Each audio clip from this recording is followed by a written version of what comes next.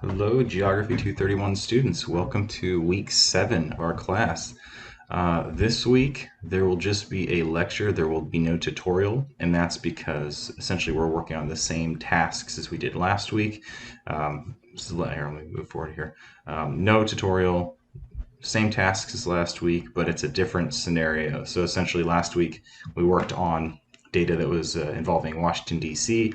This week it's data in San Diego, California. So we're not going to do a tutorial, which in a sense will save you some time, but on the other hand, obviously you may have some other questions, and so that's okay. I just want to kind of preface that with the whenever we go through one of these chapters in making spatial decisions, there's a part one and a part two for every single chapter. Part one walks you through every step by step, just as you did this past week. And part two, it's the same tasks and the same skills, but without the hand holding. Okay. And so this is sort of this is kind of where I throw you into the deep end a bit and have you solve some of these problems and these tasks on your own. But ultimately, you're not really on your own because you can always recall back to part one, and which is obviously what I would expect you to do this week. So you can, if you need to, refresh your memory on how do I make a hexagonal, tessellation, or how do I make a heat map, or how do I add a field, any of those tasks, you just go back to part one, find the pages.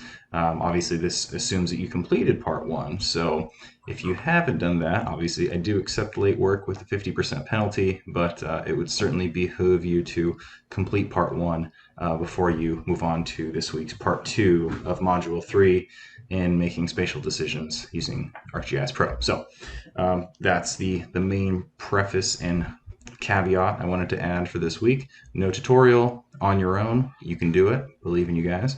But there is a lecture, which is why you're here and why you're watching this. And so to bring you up to speed, we are going to continue on this general theme of mapping density. All right, so it's the idea that we're not just mapping things on a map, but we're looking at not just the spatiality, but the actual numerical values, how we aggregate data to some sort of predefined location, and then we can actually pull information out of those data and make informed decisions, which is what you did last week in the lab, right? So you were kind of in the role of a GIS analyst at a police department, and you were given a pretty large data set of crimes from 2015, and you walked your way through it, and you found out how many crimes were committed in each police district, how many crimes were committed within every station driving distance, and not just how many, but what proportion, what types of crimes. Essentially, you were able to stepping away from the raw data for a moment, you were able to actually kind of create a story of what is it like in Washington, D.C. with regards to crime. What areas have higher crime? What areas have lower crime?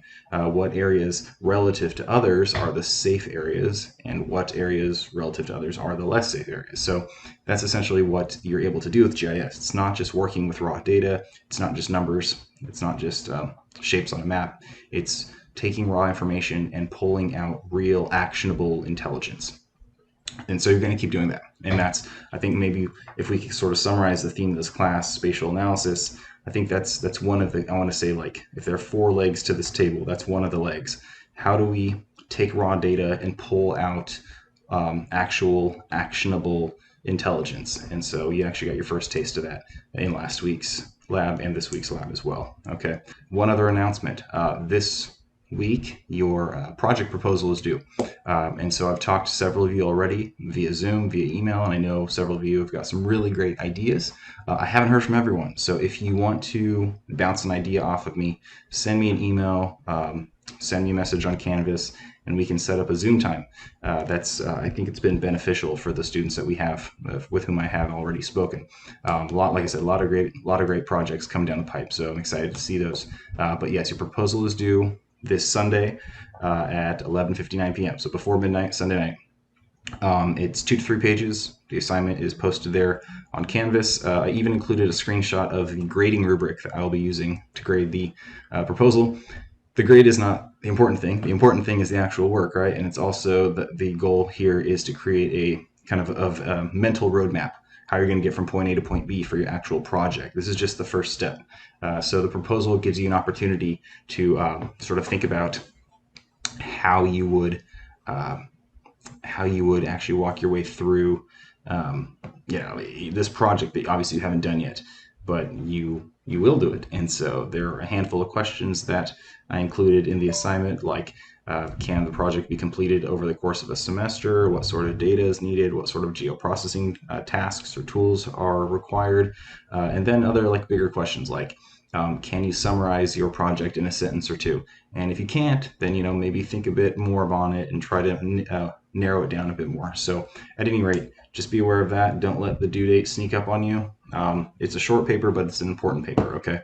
So be mindful and go ahead and upload that to Canvas. I'm using Turnitin.com. So you just go to Canvas, you go to the assignment for that, the assignment on Canvas, and then you'll see a little Turnitin Dropbox. So you just drag and drop your data there, and it can be Microsoft Word or PDF. Obviously, Word makes the most sense. So yeah, any questions about that, send me an email. The sooner the better. Don't wait till the last minute, partly because if you wait until Sunday night, it's probably too late. But if you wait until Saturday, I may not get your email right away because it's a weekend. So make sure you're working on this during the week. And I do check my email daily. Okay.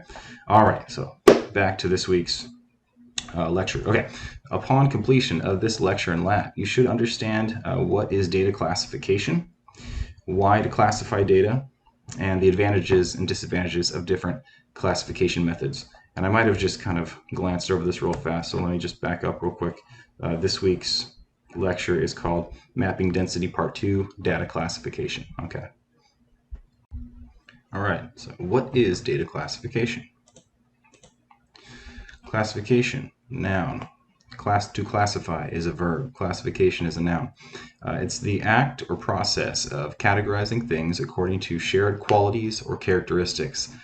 We classify things every day in our normal lives. We think about the way that, let's say, our daily routine is broken up into various tasks. Like we might have, generally speaking, things that are done at home versus things that are done at work. So that's two classes, all right? But then you can narrow it down even more. When we're at home, we're awake, we're asleep, all right? Sleeping, you're awake. When you're awake, you're eating, you're perhaps dealing with your kids, you're perhaps taking a shower, whatever it is. Break it down even more. Dealing with your kids, what are you doing? Brushing teeth, feeding breakfast, doing homework, right? Okay, break it down even more. Doing homework, are we helping with math? Is it English? Whatever, right? So these are all various tasks or duties or things that can be classified. And the more detail, the more granularity you have, the farther down the classes you need to go, okay? So my example here would be animal classification, just because this is a concept that most people are familiar with. So animal classification is the categorization based off shared characteristics of animals, for example. As specificity increases, groupings get smaller, all right? So from the broadest class, the kingdom, all the way down to the most specific class, the species, okay? All right, so what is data classification in a GIS context? When classifying data in GIS, similar features are grouped into classes by assigning the same symbol to each member of a class. All right, so similar features. So there has to be something that makes one set of features similar to one another, but different from other groups, right? So classification is the process of finding out what is it that each individual feature has in common with one another, and how does that group differ from another group, okay? Aggregating features into classes allows patterns of data or in the data to become visible. All right, so we've been on this topic of showing patterns in data for a couple of weeks now. We started with census data, we moved on to the textbook lab dealing with crime data, but ultimately what all of that was about was taking large data sets with a lot of individual small features, whether they be point data with the example of the Washington DC crimes, or the census data at the block and block group level, right? So in that case there, you're able to aggregate visually by classing data together by something that they have in common. So looking at these maps here, on the right, we see that these maps display the same data. It's all crime data at the point level, geocoded crime data to some location, but only the classified maps really provide anything useful or actionable. All right, so in the first example, every point's the same. It's using just a single symbol symbology, unclassed. Okay.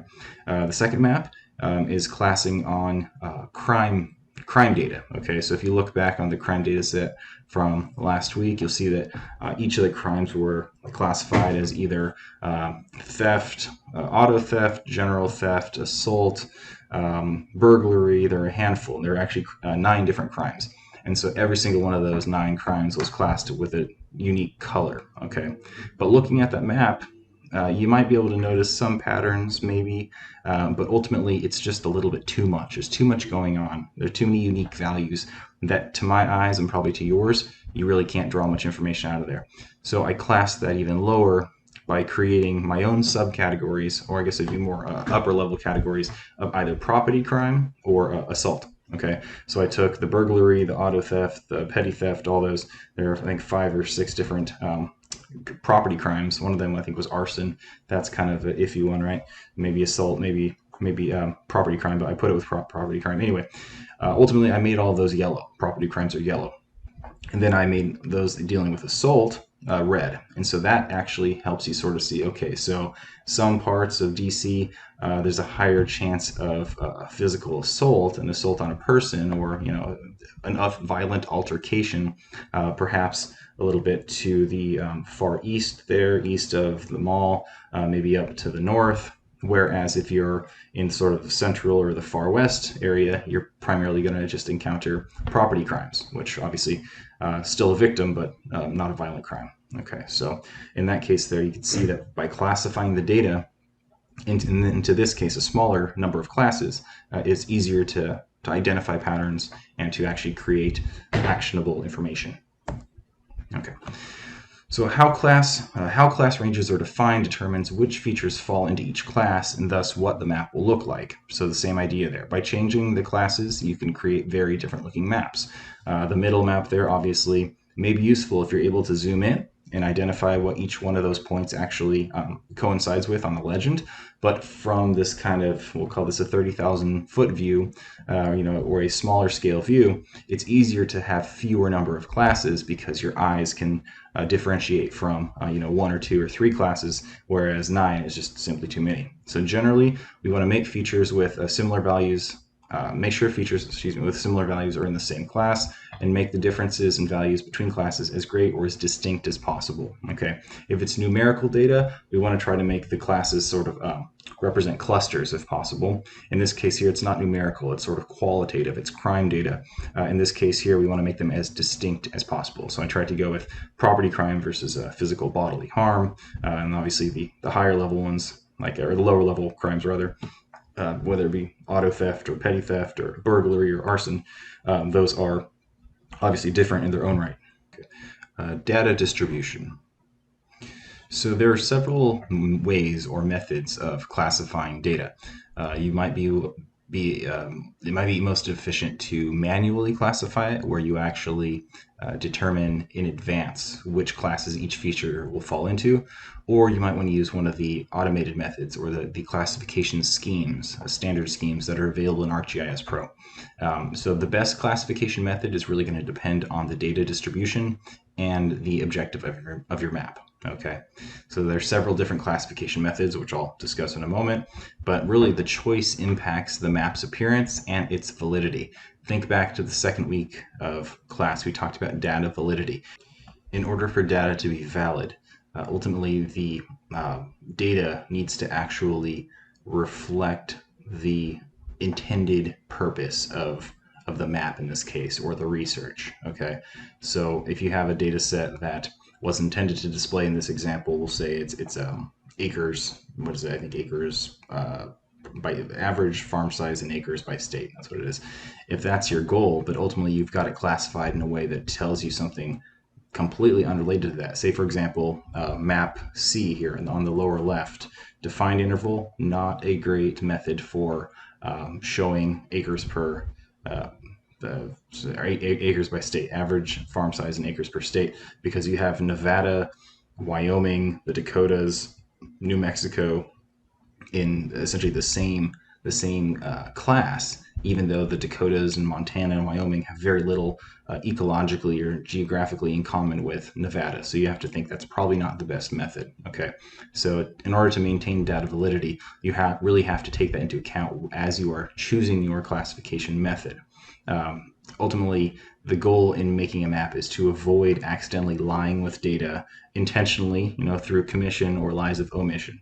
Okay, so there's the whole literature on lying with maps, how ultimately a map might tell a story that A, you didn't intend to tell, or B, you did intend to tell but does not reflect reality. Okay, and so your classification method has a big impact on those two factors. Okay, so be aware of accidentally telling an incorrect portrayal of reality. Okay, I wouldn't. Maybe it's not always lying. Sometimes it's just incorrect. And this, what I'm saying about classification, it applies both to vector and to raster data. You can symbolize raster data in some ways similar to vector, but typically it's a different classification scheme and a different symbology scheme. But ultimately, there are different methods of classifying raster, just like there are different methods in classifying vector data. Okay, so the best classification method, as I said before, well, let's see here. Oh.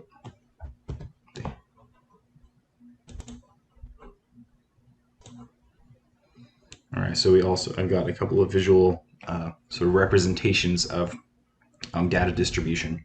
And so normal distribution, also known as a typical bell curve, will have a few outliers, and then the bulk of the data will happen to fall along some average, a mean, okay, some central mean. Skewed data tends to have some uneven distribution. Uniform data is where essentially all data points are more or less the same. Then bimodal data tends to have two kind of central foci, two different locations that have the highest representation. Okay, so depending on your data distribution, that will have an impact on the classification method that you use and ultimately the form that the map will take. All right, so your first option when classifying data is to just simply classify your data manually. Okay, so classes can be created either manually or automatically based on various classification methods, which I will get into. If you classify data manually, you basically want to put your data into predetermined classes or make sure that they meet predetermined criteria. Okay, so the examples here I have would be pipelines in a data set where every single pipe must have a diameter of either 6 inches, 10 inches, 12 inches, or 18. Okay, so if you know that every single pipe in the real world has one of 4 diameters, there's no reason to have any other potential classes, right? You're not going to have a 24-inch class because there will be no 24-inch diameter pipes. So you really have to kind of go into this knowing what your data looks like. Maybe you won't know every single value, and that's why there are automatic classification methods. But if you go in knowing in this case, or another example I always use is like types of roads. Okay, so roads may be neighborhood streets, like the street that you live on, surface streets like Moody or Lincoln or something like that, freeways, and then other arterials, things like that. So every road tends to have some form that we can more or less pare down into just a handful of types. Perhaps if you live out in rural areas, you have gravel roads and dirt roads and things like that. But in Orange County, North Orange County, it's pretty much just a handful of different types. So if you have a handful of different types, you basically can predetermine your classes in advance. Another way to do it is if your data meets specific criteria, so that there are ranges that your data fall into. So examples here, household incomes that fall below 50% of the average for the county. Okay, so that'd be one class. So that would be essentially the lowest of the poorest of the poor in terms of poverty. Then another class could be 80%, so 51%, or say 50% to 80% of the average, then 81% to 100% of the average, 101% to 120, and then 121 to 150. So each of these represents a different socioeconomic rung on the ladder, if you will, but also those represent ranges. So you might be at your household may be at 115% of the average or the mean for the county. So you would fall into one class that would also include those who are at 101% of the mean and 119% of the mean. Likewise, if your family is at 150% of the mean and another family is at 500% of the mean, meaning they're very wealthy, you would still be in the same class. Okay, so in that case there, it's about ranges. In the previous example, it's about predetermined classes.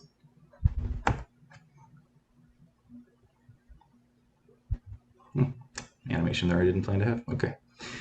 All right, so classification methods. These are automatic classification methods. All right, so we use standard classification methods to highlight patterns in data. And this is obviously in cases where you've got a lot of features and you don't know every single feature value, which is common, right? So if we're talking about census data and you've got representations for every single block in the county or block group in the county, you're not going to know every single value for each one of those locations. And that's why we classify data. It's to put your large data set, break it down into logical classes.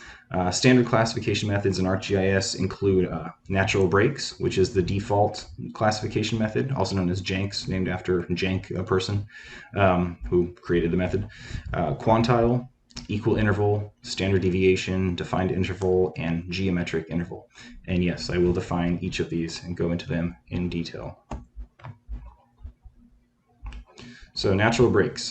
These are classes. Classes are based on natural groupings in the data values.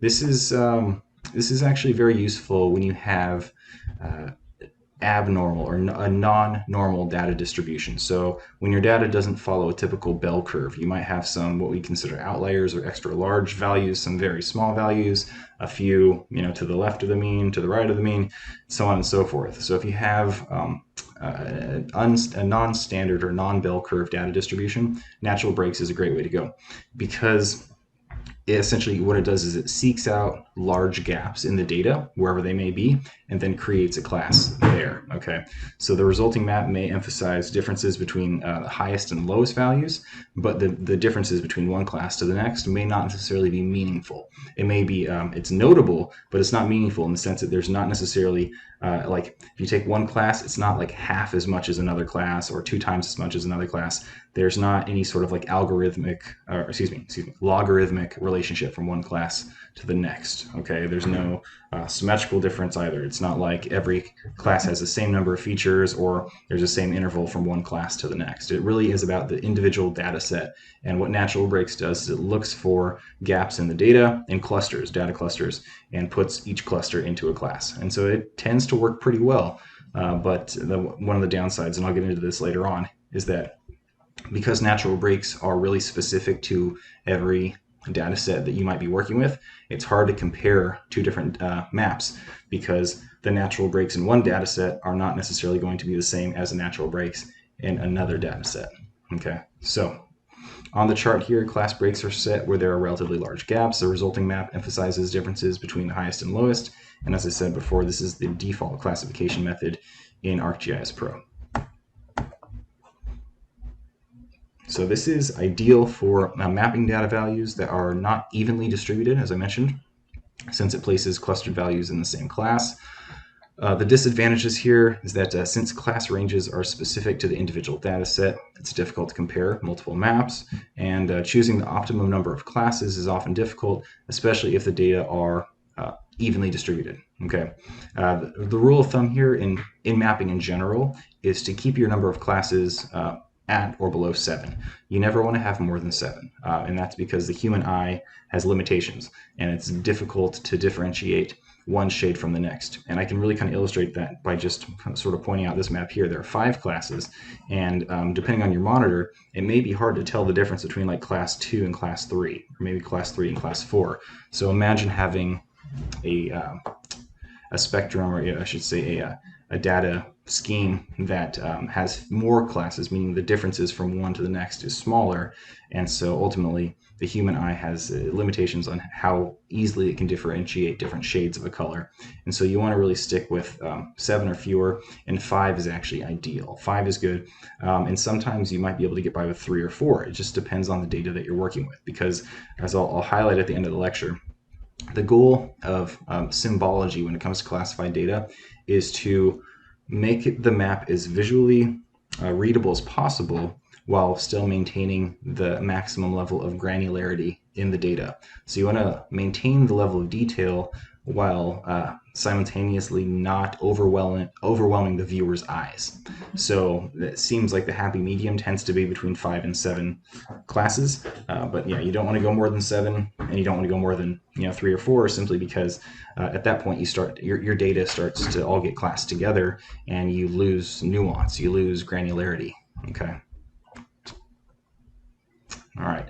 Another method is quantile. In this case here, each class contains an equal number of features. Okay. So equal number of features. If you have 5 different classes, every single class is going to have the same number of features in them, which may or may not be useful for you. It's kind of I don't know if this is really a very good method if it comes to mapping the type of data we've worked with. There may be certain data sets where this method is appropriate, but ultimately it washes out a lot of granularity in the data itself, and also it may split up clusters of data that exist. So you can kind of think of quantiles as almost the foil or the antithesis to natural breaks, simply because it's more about shoehorning data into an equal number of, or shoehorning the features into an equal number of classes, versus looking at the naturally occurring breaks that exist in a data set. So you may get unevenly spaced ranges, and you may in fact split up clusters that already exist and may have some sort of meaningful representation. They may represent, we'll say if it's income, there is going to be a clump of people in that median area. You will have a bell curve of incomes that tend to be right around the average. Then you'll have some high income, and you'll have some low income. So you wouldn't want to accidentally split up that average, or that the half a standard deviation from the mean, simply because you have to have the same number of features. So I don't mean to badmouth quantiles. There probably is a very appropriate time to use it, but certainly not with the data set that we've been working with in the past. So quantile data, or data classification, is ideal for comparing areas that are roughly the same size, ideal for mapping data in which the values are evenly distributed, and ideal for emphasizing the relative position of a feature among other features. So the example here is you can show which counties in a state are in the top 20% or bottom 20%, third, the second 20%. So ultimately, if you want to be able to easily display relative positions of areas, then quantiles may be useful. So in that case, it's not so much about the actual values themselves, it's the relative positions of values. The disadvantages, as I highlighted before, naturally occurring clusters may be divided up, and if the areas vary greatly in size, a quantile classification can skew the patterns on the map. And I would say the best example of that is this map of the United States over here. Granted, this is from data from 20 years ago, but California is in the same class as, we'll say, New Jersey. But New Jersey's big, but it's nowhere near the size of California. So you'd really want to kind of have California and New Jersey in different classes. Okay, equal interval, data range divided by number of classes that you choose. So in this case, you determine the number of classes, and then the data are divided to fill out those classes. So if you choose to have 4 classes, depending on, we'll say my example here is a range of 100, 1 to 100 values. Then you'd have 1 to 25 in one class, 26 to 50 in another, 51 to 75 in the third class, and 76 to 100 in the fourth class. If you were to have the same range of 1 to 100, but you wanted 5 classes, then you'd have 1 to 20, 21 to 40, and so on and so forth. Okay, so the data range is divided by the number of classes that you, the user, choose. In this case here, the difference between the high and low values in every single class is the same. Okay, it's always the same jump from one to the next. And you're not choosing that interval, you're choosing the number of classes and then dividing the total range by those classes. So you end up with an equal interval. But this actually is slightly different than what we're going to call defined interval in a moment. This data works best for uniformly distributed data. This is ideal for presenting information to a non-technical audience. Why is that? Because equal intervals are easier to interpret since the range of each class is equal.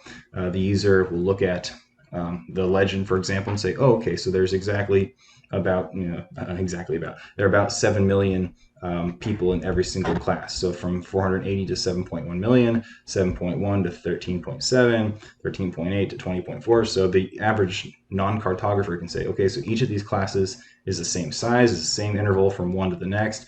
Therefore, okay, I understand this state happens to fall within that fourth class, so that means it has 4 times as many people as the first class. So it's just a bit more intuitive, even if it's not the best cartographically or even from a data perspective. This is also ideal for mapping continuous data, such as precipitation and temperature, where all those data ranges are going to be filled out. Okay, if you've got a large data set with continuous data, that might be ideal here.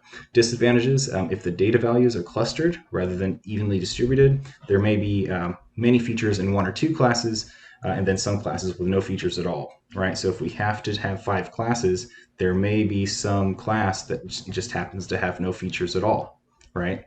So be aware that you might have, say in the United States, California has 40 million people. If we break up the states, break the US into, we'll say 5 classes of population, there may be some range of states in like the 5 to 6 million range or something, or we'll say in the 15 million range, that there just aren't any states with that many. All right, so it's possible. So just be aware of that. If you do equal interval, you may be creating a class with no representation.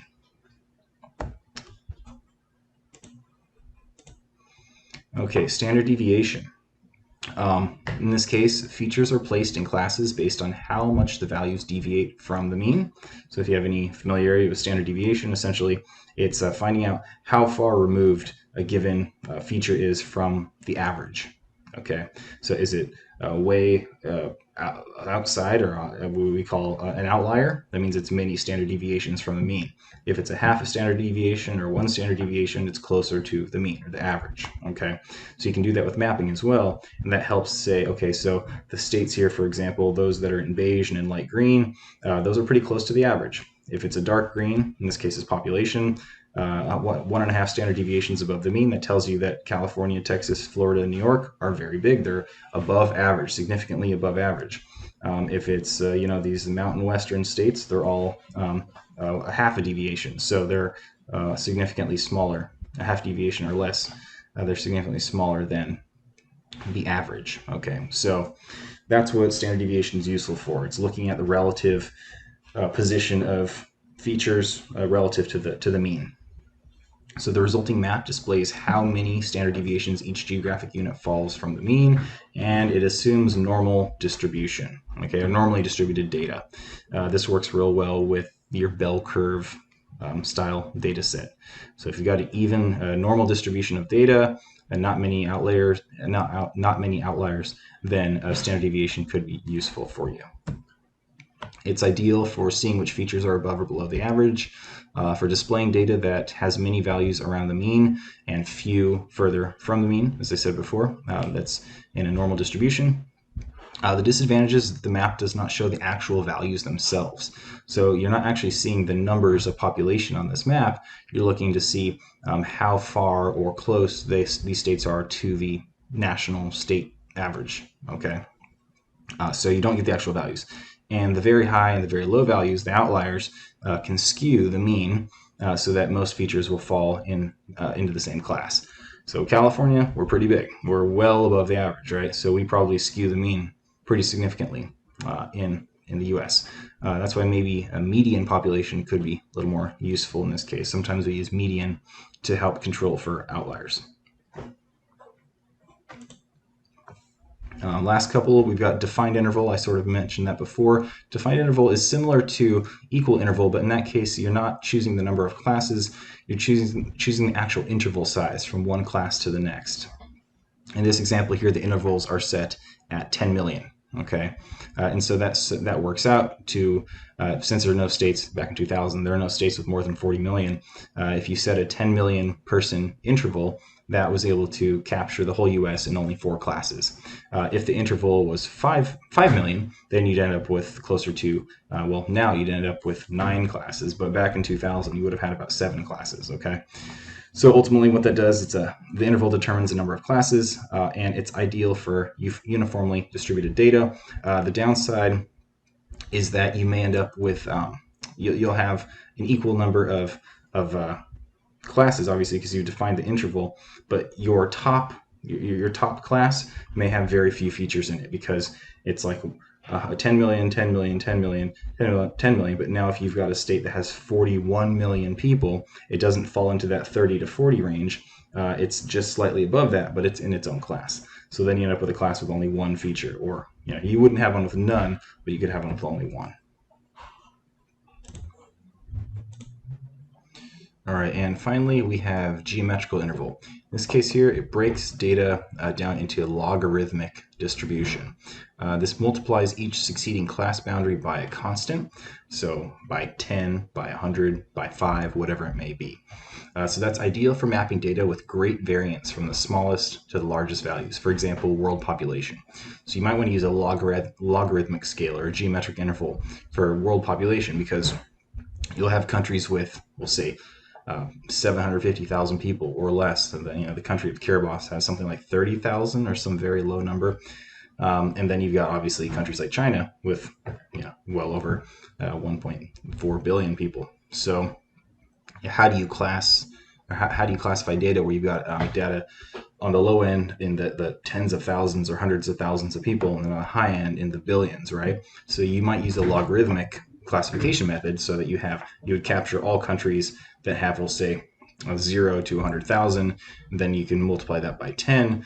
So 100,000 to a million to 10 million, 10 million to 100 million, so on up to a billion, right? So logarithmic classification methods are useful for that reason, and there are probably other good examples or good opportunities to use a logarithmic scale, but we call that geometrical interval in classification. So I basically created just a comparing classification methods table, and I just used the 4 that are detailed in the book. And these are also the 4 that you're most likely to encounter. Okay, so you can go ahead and use that as a cheat sheet if needed. Lastly, I just got a couple of cartography tips for you. This is really how you can make maps better when the data have been classified. So cartography tips for classified data. How many classes should you use? In that case, it's, as I mentioned before, you want to avoid too many classes. Obviously, the human eye has limitations, right? So you don't want to use more than 7. But ultimately, you also want to maintain that granularity as much as possible. So once you've decided on the appropriate classification method, you'll need to decide on the appropriate number of classes. Based on the classification method and the chosen number of classes, the GIS calculates the ranges and breaks.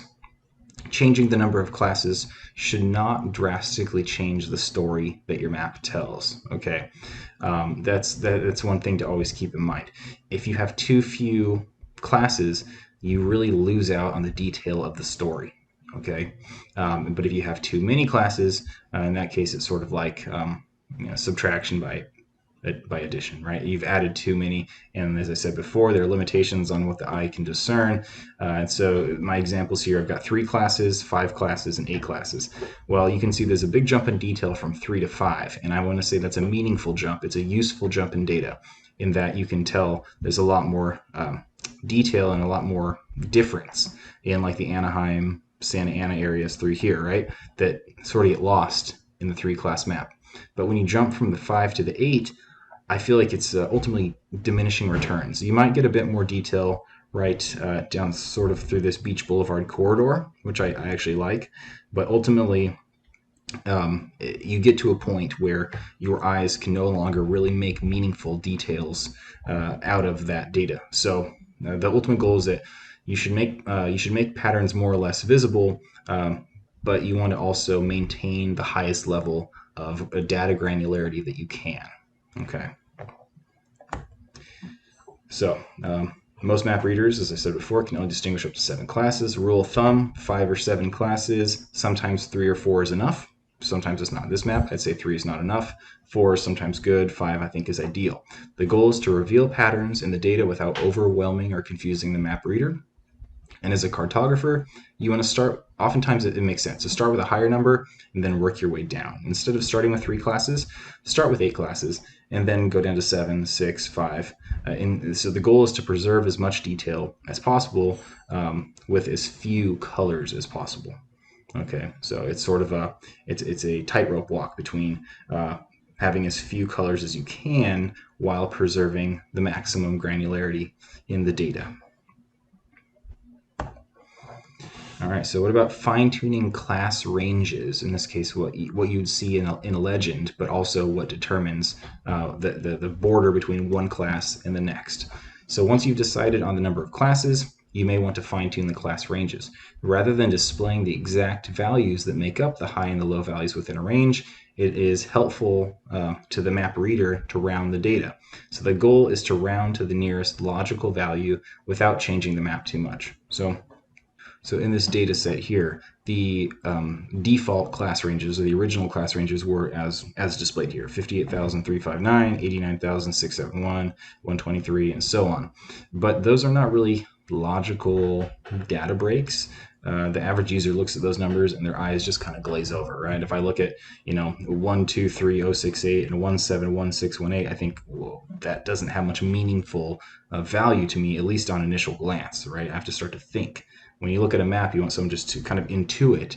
You don't want to have to sit there and think, okay, what is this number in this class? What does each color match up with? So one way to help the map reader sort of intuit the meaning of a map is to round the class ranges to the next nearest logical numerical value. Okay, so in this case here, and there's not necessarily a right or wrong way to do it. Ultimately, the goal, as I said, is to round to the nearest logical value without changing the map too much. So I rounded to 60,000, 90,000, 120,000, 170, and 250 was the highest range. So that's ultimately what you want to do. You want to make sure that you can just help the map reader make sense of the data as quickly as possible. Okay. So that is the end of the lecture. So just to kind of reiterate, no tutorial for this week.